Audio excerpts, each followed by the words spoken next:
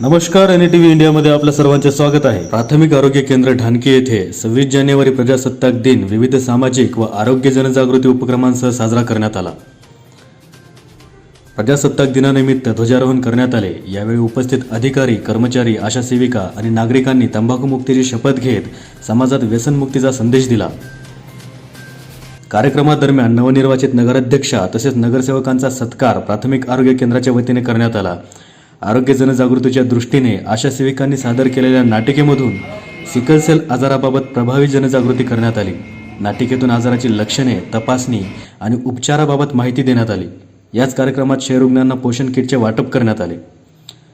प्रजासत्ताक दिनानिमित्त राबविण्यात आलेल्या या उपक्रमांमुळे आरोग्यविषयक जनजागृतीस चालना मिळाली असून कार्यक्रम यशस्वी झाल्याचे आयोजकांनी सांगितले। एनटीव्ही इंडिया न्यूजसाठी सहसंपादक मेहबूब शेख।